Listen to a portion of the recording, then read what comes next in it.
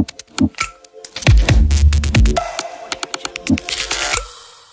Sobat FSQ, kembali lagi di FSQ Talks di episode kali ini. Dan kami dari tim FSQ, saya Sarah dan juga Laras. Halo Laras. Hai. Pada kesempatan kali ini kami akan membahas tentang isu yang sedang hangat-hangatnya. Apa itu? Kami akan membahas tentang tersangkutnya kapal Evergiven-nya Evergreen kemarin di terusan Suez. Tersangkutnya cukup lama ya Yas ya kemarin. Ya, sekitar Seminggu ya? Tanggal 23 sampai 29 kemarin akhirnya udah bisa lepas ya? Ya, hari Selasa pagi akhirnya berhasil dievakuasi ya. Ya, betul-betul. Dan memang akhirnya dia sudah bisa dievakuasi, cuma kemarin aku sempat baca-baca di artikel Forbes gitu, katanya walaupun sudah tidak tersangkut, tapi dampak ke supply chain-nya masih ada loh. Masih gitu. banyak ya, banyak yang marah-marah juga percuma dievakuasi, supply chain saya udah berantakan gitu ya katanya ya. Iya, betul-betul. Dan karena kita dari basicnya food industry nih, mungkin kita akan membahas dampak ke industri makanannya itu apa saja sih, gitu ya. Pasti dari segi logistik akan terhambat. Kemudian tadi ya raw material shortage-nya juga terganggu juga. Betul. Gitu. Mungkin bisa dijelaskan nih, kira-kira seperti apa sih dampaknya di industri makanan detailnya? Oke. Yang kita tahu nih ya, terusan Suez ini merupakan salah satu terusan yang paling ramai gitu ya di jalur-jalur perdagangan dunia gitu. Sehingga ketika terjadi sesuatu di terusan tersebut, dia pasti akan berpengaruh ya terhadap semua industri yang ada di dunia, tidak terkecuali industri makanan. Nah, banyak banget nih industri makanan yang menggunakan bahan baku impor, terutama di Indonesia ya. Jadi banyak bahan baku yang kita nggak punya nih source-nya di sini. Yang paling gampang contohnya tepung terigu deh, kita nggak punya kan tepung terigu dari Indonesia sendiri, sehingga kita harus mendatangkan dari luar. Padahal tidak sedikit industri-industri makanan yang ada di Indonesia ya yang menggunakan bahan baku utamanya adalah tepung terigu. Nah, ketika perusahaan-perusahaan tersebut menggunakan bahan baku yang hanya tersedia impor ya, dia pasti akan terdampak nih dengan terjadinya penutupan, bukan penutupan ya sebenarnya ya, musibah tertutupnya jalur perdagangan utama di dunia. Nah, ketika dia kesulitan ya mendapatkan bahan baku impor, ini bisa menyebabkan yang namanya raw material shortage ya, atau menipisnya bahan baku yang tersedia di gudang. Nah, ini bisa berdampak loh, misalnya saja ke proses produksi ya, karena kita nggak punya bahan baku, kita jadi stop proses produksi gitu ya, yang nantinya dia bisa berdampak ke banyak hal lainnya. Ya, jadi dampaknya itu ya dampak utamanya, dan pasti dengan dampak ini ada resikonya ke kita ya. Betul. Dan karena banyaknya resiko, pasti kita harus memikirkan tindak lanjutnya seperti apa sih. Betul. Pilihannya ya yang harus kita lakukan. Betul. Nah, yang pertama kita bisa melakukan pending proses produksi atau di hold dulu karena kita suppliernya lagi terhambat, supply-nya nggak masuk. Pilihan pertamanya proses produksinya ditahan dulu. Cuma kayaknya berat ya. Bisa jadi kita diprotes sama customer nih. Apalagi kan kita di industri makanan ya. Industri makanan ya merupakan salah satu industri primer ya yang bisa dibilang dia nggak boleh berhenti gitu ya. Karena masalahnya urusannya sama kemaslahatan umat ya. Ya, hajat hidup orang banyak ya. Betul. Manusia. Gitu. Berarti opsi lainnya yang harus kita lakukan yaitu kita tetap produksi, tapi kita cari alternatif supplier, gitu ya. Terutama untuk industri-industri yang menggunakan supplier tunggal nih biasanya ya. Yang cuma punya satu supplier, ketika terhambat mau nggak mau nih kita harus mencari ya opsi-opsi supplier-supplier baru gitu. Yang mana meskipun mungkin ada ya, tapi risikonya sangat besar nih. Nah, risiko apa saja sih yang mungkin terjadi ketika kita mendapatkan source baru ya dalam waktu yang sangat singkat, karena kan kita jadi nggak bisa melakukan yang namanya proses seleksi, betul ya?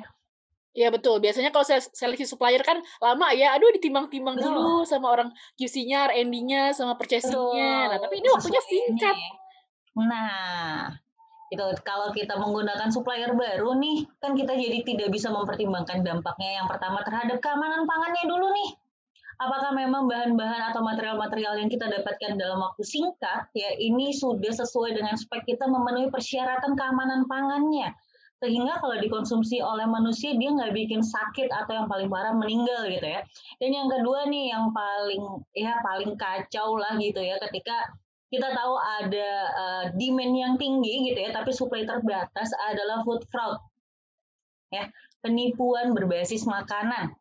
Nah, ini yang bahaya ya, karena disengaja ya, Betul, jadi ada motif ekonominya gitu. betul, kesempatan nih dia bisa jual barang-barang dengan harga tinggi, ya karena kan barangnya sedikit ya di pasaran ya, jadi dia bisa menjual dengan barang harga tinggi terus diakalin nih bahan-bahannya.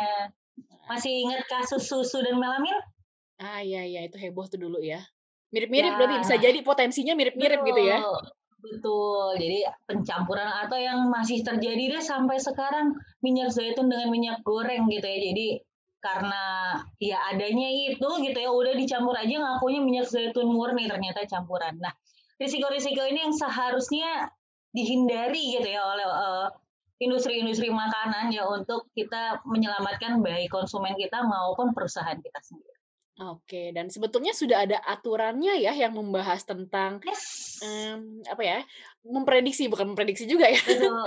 Saya Ada kalau jadi dengar sudah ada prediksi, regulasinya, standar yang membahas gitu. tentang, kemungkinan-kemungkinan yang terjadi kalau ada tragedi-tragedi semacam ini. Nah, itu dari Betul, FSSC versi terbaru ya, Yas, ya, FSSC versi yes, 5.1 betul, di poin, 251. Jadi di additional betul, requirement-nya tentang supplier management. Nah, itu membicarakan tentang betul. apa aja tuh, Yas?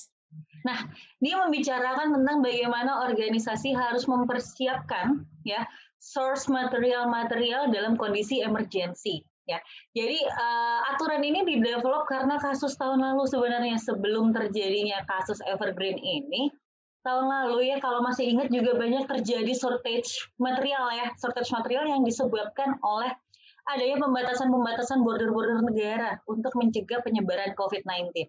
Oh, pas awal pandemi tuh ya? Yes, Iya iya, betul. jadi kita juga kayaknya banyak dengar cerita-cerita dari teman-teman kita, klien-klien Betul, kita di industri ya, "Aduh nih, barang kita nggak masuk-masuk nih," gitu ya. betul. Jadi akhirnya industri produksinya terhambat gitu ya.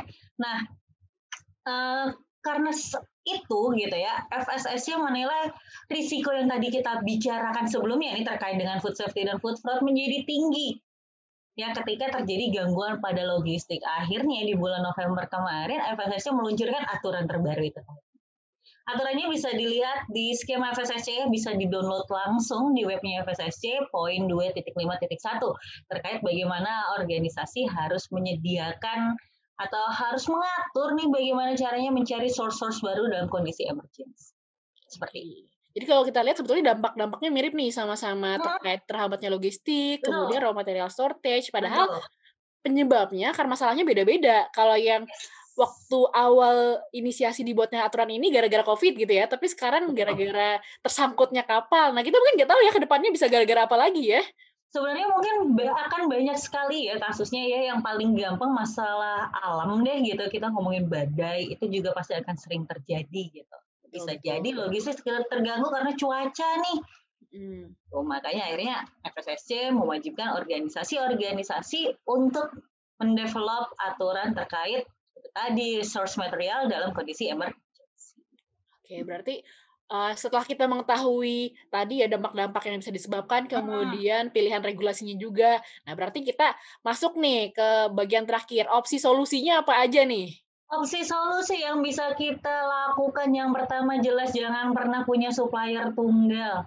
Ya, selalu usahakan memiliki lebih dari satu supplier. Kita tahu beberapa perusahaan memiliki aturan, Bu, kita nggak bisa karena kita sudah diatur dari pusat gitu. Tapi kita tahu risiko akan selalu ada. Siapkan supplier cadangan meskipun itu ya kita nggak beli nggak apa-apa deh, yang penting adalah suppliernya. Ya itu yang pertama. Yang kedua yang bisa kita lakukan adalah kita mengatur bagaimana cara kita melakukan seleksi dengan singkat, dengan cepat gitu ya. Misalnya nih dengan kita melakukan proses seleksi bersamaan dengan proses produksi.